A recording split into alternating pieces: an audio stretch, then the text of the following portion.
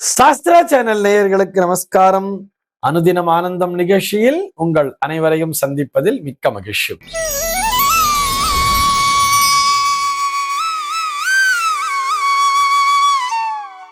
இன்று 9/11/2025 இந்த நாள் குறித்து பஞ்சாங்கம் என்ன சொல்றதுன்னு பார்க்கலாம் வாங்கோ. இன்றைய தினம் விஸ்வாவசு வருடம் ஐப்பசி மாதம் 23ஆம் தேதி ஞாயிற்றுக்கிழமை. திதி பார்த்தோம்னா தேய்பிறை பஞ்சமி திதி இரவு 1:55 வரைக்கும் இருக்கு. அதனை தொடர்ந்து தேய்பிறை ஷஷ்டி திதியானது வந்து விடுகிறது. இன்னைக்கு நட்சத்திரம் பார்த்தோம்னா திருவாதிரை நட்சத்திரம் இரவு 8:02 வரைக்கும் இருக்கு. அதனை தொடர்ந்து புனர்பூசம் நட்சத்திரம் என்பதும் வந்து விடுகிறது. இந்த நாள் முழுவதுமே ஒரு சித்தயோகம் கூடிய நாளாக அமைந்திருக்கிறது. இதுபோக பஞ்சாங்கத்திலே வரக்கூடிய யோகம் அப்படின்னு சொல்லி பார்த்தோம்னா இன்னைக்கு சித்தம் அப்படிங்கிற ஒரு நாம யோகத்தை கொடுத்திருக்கா. கரணம் பார்த்தோம்னா கௌளவம் அப்படிங்கிற ஒரு கரணத்தை கொடுத்திருக்கா. இந்த நாளானது ஒரு மேல் நோக்கு நாளாக அமைந்திருக்கிறது. சென்னையை பொறுத்தவரை இன்றைய தினத்தினுடைய சூரிய உதயம் என்பது காலை 6:08 சூரிய அஸ்தமனம் என்பது மாலை 5:36 சந்திர அஸ்தமனம் என்பது காலை 9:52 சந்திர உதயம் என்பது இரவு 9:36 சம்பவிக்கிறது. பிரம்ம முகூர்த்தம் பார்த்தோம்னா நாளைய தினம் அதிகாலை 4:28 முதல் காலை 6:09 வரையில் நீடித்திருக்கிறது. சென்னையை பொறுத்தவரை இன்றைய தினத்தினுடைய ராகு காலம் என்பது மாலை 4:10 முதல் 5:36 வரையிலும், யமகண்டம் என்பது பகல் 11:52 முதல் மதியம் 1:18 வரையிலும், குளிகை காலம் என்பது மதியம் 2:44 முதல் மாலை 4:10 வரையிலும் சம்பவிக்கிறது. தினாந்தம் பார்த்தோம்னா இன்றைய தினம் இரவு 1:26 கொடுத்திருக்கா.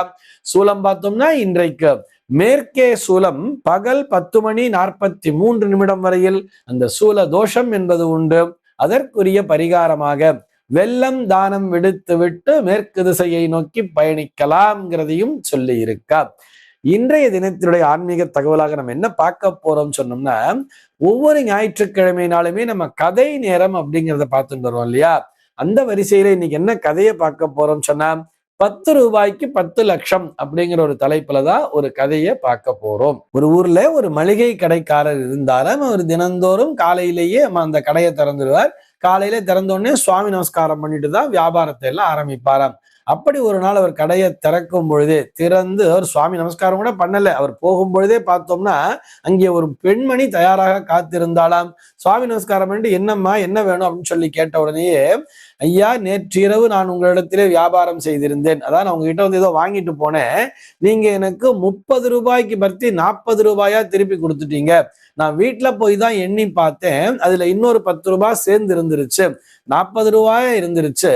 அதனால நேற்று நைட்டே நான் திரும்பி வேக வேகமா வந்து உங்ககிட்ட ரூபாயை கொடுத்துடணும்னு சொல்லிட்டு திரும்பி வந்தேன். ஆனா உங்க கடை வந்து மூடிடுச்சு, நீங்க வீட்டுக்கு போயிட்டீங்க போல இருக்கு.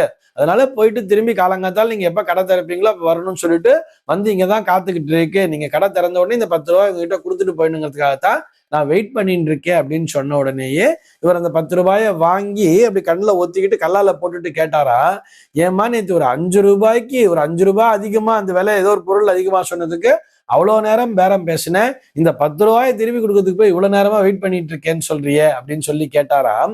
அதுக்கு அந்த அம்மா சொல்லாங்களாம், இல்லை ஐயா, பேரம் பேசுவது என்பது என்னுடைய உரிமை, எனக்கு வந்து இது 5 ரூபாய் விலை அதிகம் மாதிரி தெரிஞ்சது, அதனால நான் பேரம் பேசினேன். கடைசியா நம்ம ஃபைனல் பண்ணிட்டோம், விலை இவ்வளவுதாங்கிறத சொல்லிட்டீங்க. மொத்தமா நான் வாங்கின பொருளினுடைய ஒரு விலைன்னு பார்த்தோம்னா அது 70 ரூபாய் இருந்துச்சு, நான் 100 ரூபாய் கொடுத்தா நீங்க 30 ரூபாய் தான் திருப்பி தரணும். ஆனா உங்க கையில ஒரு 10 ரூபாய் ஒட்டிட்டு வந்துருச்சு போல இருக்குது, அது 40 ரூபாய் என்கிட்ட வந்த பிற்பாடு உங்களுடைய பணத்தை நான் வைத்துக் கொண்டிருக்க கூடாது அல்லவா, அதனாலதான் திருப்பி கொடுக்கணும்னு ஓடி வந்தேன், அதுக்குள்ள நீங்க கடை சாத்திட்டீங்க, மறுபடியும் காலையிலேயே எழுந்து வந்து உங்ககிட்ட கொடுக்குறேன்னு சொன்ன உடனே, அப்படியாம்மா ரொம்ப சந்தோஷம்மா, உனக்கு வீடு எங்கம்மான்னு சொல்லி கேட்ட உடனே அந்த அம்மா ஏதோ ஒரு பாரதி நகர் அப்படின்னு சொல்லி தான் வசிக்கின்ற அந்த பகுதியினுடைய பெயரை சொன்னாலாம்.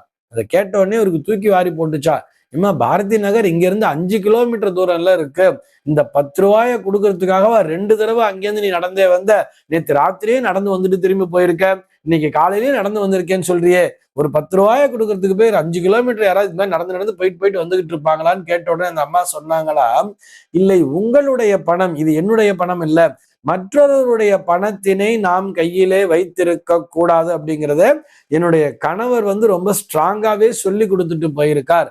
அடுத்தவங்களுடைய பணம் நம்ம கிட்ட இருக்கவே கூடாது அப்படிங்கிறத அவர் சொல்லியிருக்கார். அவர் இன்றைக்கு என் அருகிலே உயிரோடு இல்லை என்றாலும் கூட அவர் சொன்ன கருத்துக்கள் என்னுடைய மனதிலே ஆழ பதிந்து விட்டது. நான் அந்த மாதிரி அடுத்தவங்களுடைய பணத்தை என் கையில வச்சிருந்தா அது என்னுடைய பிள்ளைகளை பாதித்து விடும், என்னுடைய வம்சத்தையே பாதிச்சிருங்கிறத அவர் சொல்லியிருக்காரு. என்னுடைய பிள்ளைகள் பாதிக்கப்படக்கூடாது அல்லவா, அதனாலதான் அவங்க கிட்ட கொண்டு வந்து பணத்தை திருப்பி கொடுத்துட்டு போறேன்னு சொல்லிட்டு அந்த அம்மா கொடுத்துட்டு திரும்ப போயிடுச்சாம். இதை கேட்ட உடனே இவருக்கு ரொம்ப ஷாக் ஆயிடுச்சு. இவருக்கு திடீர்னு இவர் நாள் வியாபாரம் பண்ண ஒரு பிரகாஷ் அப்படிங்கிற ஒரு நண்பருடைய ஒரு மனிதருடைய ஞாபகம் வேற வந்ததா. அவர்கிட்ட இருந்து இவர் என்ன பண்ணிருக்கான்னு சொல்லி பார்த்தோம்னா, கொஞ்சம் அதிகமா லாபம் வச்சு வித்துட்டு இருப்பாரு, இல்ல ஏதோ பணத்தை கொஞ்சம் அவர்கிட்ட இருந்து வாங்கிட்டு இருக்கிறாரு அப்படிங்கிற மாதிரி ஒரு மனசுக்குள்ள ஒரு ஃபீல் என்ன பண்ணாராம், உடனே கல்லாப்பேட்டையில இருந்து ஒரு 300 ரூபாய் எடுத்துக்கிட்டாரா. ஒரு 300 ரூபாய் எடுத்துட்டு கடையில வேலை செய்யற பையன்ட்ட கொஞ்ச நேரம் கடையை பார்த்துக்கோன்னு சொல்லிட்டு கடை தெருவிலேயே மற்றொரு புறம் ஒரு சிறிய கடை அளவில் ஒரு வியாபாரம் பண்ணிட்டு இருக்கக்கூடிய இந்த பிரகாஷனுடைய கடைக்கு தேடி போனாராம். அங்க போய் இந்த அப்பா ஒரு 300 ரூபாய் அப்படின்னு சொல்லி கொடுத்தாராம். இது எதுக்குங்க ஐயா 300 ரூபாய் அப்படின்னு கேட்டானா அவன். அதுக்கு இவர் சொன்னாராம், நேற்று நான் உன்னிடத்திலே அதிகப்படியான லாபம் வைத்து விற்று விட்டேன். அதாவது நான் உனக்கு ஒரு 300 ரூபாய் நான் உன்னை ஏமாத்திட்டேன். அது ராத்திரியெல்லாம் என்ன தூங்க விடல, எனக்கு ஒரு மாதிரி ஒரு டிஸ்டர்பிங்காவே இருந்துச்சு, அதனாலதான் அந்த 300 ரூபாயை கொண்டு வந்து நான் திருப்பி கொடுத்துட்டேன்பா அப்படின்னு சொல்லாராம். அப்படி சொல்லிட்டு இந்த அம்மா சொன்னதே சொன்னாராம், அடுத்தவங்க பணத்துக்கு ஆசைப்பட்டா நம்முடைய வம்சம் என்பது வீணாகிவிடும், என்னுடைய பிள்ளைகள் பாதிக்கப்பட்டு விடுவார்கள், அதனாலதான் இந்த பணத்தை கொண்டு வந்து உங்ககிட்ட நான் கொடுத்துட்டேன், இப்பதான் எனக்கு மனசு நிம்மதியா இருக்குன்னு சொல்லிட்டு இந்த பணத்தை கொடுத்துட்டு இவர் போயிட்டாராம். இப்ப இந்த பணத்தை வாங்கின பிரகாஷுக்கு தூக்கி வாரி போட்டுச்சா. இது என்னடா இது அப்படின்னு சொல்லிட்டு அவன் யோசிச்சானாம். அவன் யோசிக்க அவருடைய மனதிலே ஒரு 2-3 நாளா அவனுக்கு தூக்கமே இல்லை. ஒரு 3 நாள் போட்டு மண்டையை பிச்சுக்கிறான். ஏன்னு சொன்னா, அவனுடைய உயிர் நண்பன் ஒருவன் என்ன பண்ணியிருந்தான், இவனிடத்திலே ஒரு 3 லட்சம் ரூபாய் கடன் கொடுத்திருந்தானாம்.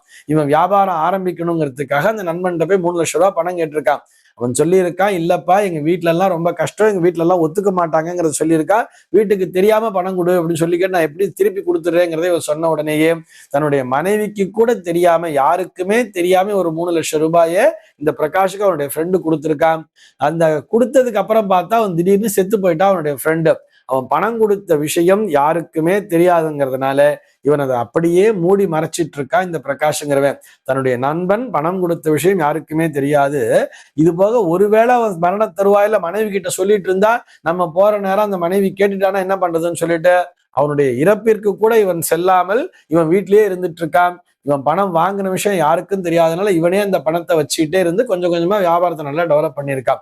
இதையெல்லாம் நினைச்சு அவருடைய மனதிலே கொஞ்சம் கூட ஒரு நிம்மதி இல்லாமல் போய் என்ன பண்ணிட்டானா, பேங்க்ல ஒரு 13 லட்சம் ரூபாய் இருந்துதான். பேங்க்ல போய் ஒரு 13 லட்சம் ரூபாய் வித்ட்ரா பண்ணிக்கிட்டு அப்படியே நேராக அந்த நண்பனுடைய வீட்டுக்கு போனானா. இறந்து போன நண்பனுடைய வீட்டுல போய் அவன் மனைவிட்ட கொண்டு போய் இந்த பணத்தை கொடுத்தானாம். ஐயா நீங்க யாரு, எதுக்காக இந்த பணத்தை கொடுக்குறீங்கன்னு கேட்கும்போது அந்த பிரகாஷ் சொன்னானாம், இல்லம்மா உங்க வீட்டுக்காரர் தான் எனக்கு வியாபாரத்துக்காக 3 லட்சம் ரூபாய் பணத்தை கொடுத்திருந்தாரு, அவர் திடீர்னு இறந்துட்டார் போல இருக்கு, எனக்கு தெரியவே தெரியாது, நான் அவர் இறந்த பொழுது நான் வெளியூரிலே இருந்தேன், நான் ஒரு 3 மாசம் கழிச்சுதான் நான் ஊருக்கு வந்தேன், வரும்பொழுது பார்த்தா அவர் இறந்துட்டதா சொன்னாங்க, அவர் வீட்டுக்கு போய் பார்த்தா அந்த வீட்டுல யாருமே இல்லை, அவருடைய வீட்டுக்கு போய் நான் பார்த்தா யாருமே இல்லை, அவருடைய மனைவி மக்கள்லாம் காலி பண்ணிட்டு போயிட்டதா சொன்னாங்க, அவங்க எங்க இருக்காங்கன்னே எனக்கு தெரியாதனால நான் அப்படியே விட்டுட்டேன், இப்பதான் உங்களுடைய அட்ரஸ் எனக்கு கிடைச்சது, நான் தேடி கண்டுபிடிச்சிட்டு வந்தேன்னு ஒரு பொய்ய சொல்லி இருந்தா கூட இந்தாருங்கள், அவர் கொடுத்த பணம் வட்டியும் முதலுமாக சேர்ந்து 13 லட்சம் ரூபாய் இருக்கிறது, இதை வாங்கி கொள்ளுங்கள் சொல்லி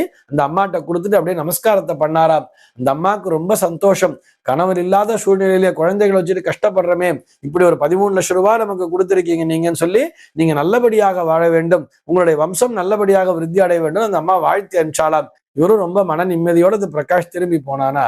இப்ப அப்படியே அந்த அம்மா யாருன்னு சொல்லி பார்த்தா, முதல்ல போய் அந்த கடைக்காரருக்கு போய் 10 ரூபாயை கொண்டு போய் திருப்பி கொடுக்க போனா இல்லையா, அந்த அம்மா தான் இந்த அம்மா. இந்த அம்மா என்ன சொன்னா, என்னுடைய கணவன் இந்த கருத்துக்களை எனக்கு சொல்லி கொடுத்திருக்கிறார், அவர் உயிரோடு இல்லாவிட்டாலும் கூட அவர் வலியுறுத்தி சொன்ன கருத்துக்களை நான் பின்பற்ற வேண்டும் சொல்லிட்டு ஒரு 10 ரூபாயை கொண்டு போய் கொடுத்ததுக்கு அந்த 10 ரூபாய் அவருடைய மனதிலே வேலை செய்து அவர் 300 ரூபாயை கொண்டு போய் இன்னொருத்தனுக்கு கொடுக்கிறார்.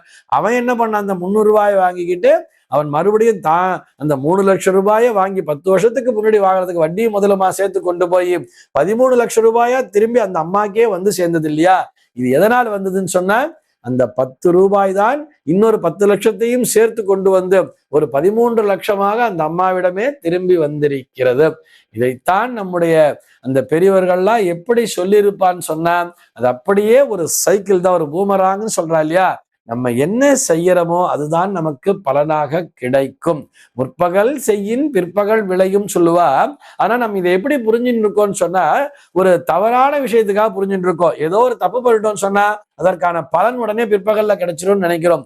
தப்பு மாத்திரம் இல்ல, ஒரு நல்லது செஞ்சா கூட அந்த நல்லது கூட நமக்கு மல்டிபிள் ஆகி திரும்பி கிடைக்கும் அப்படிங்கிற கருத்தினை புரிந்து கொள்ள வேண்டும்.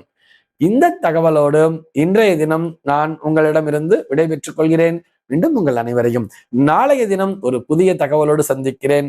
அன்பர்கள் அனைவருக்கும் அனுதினமும் ஆனந்தமாய் அமைய பிரார்த்திக்கிறேன்.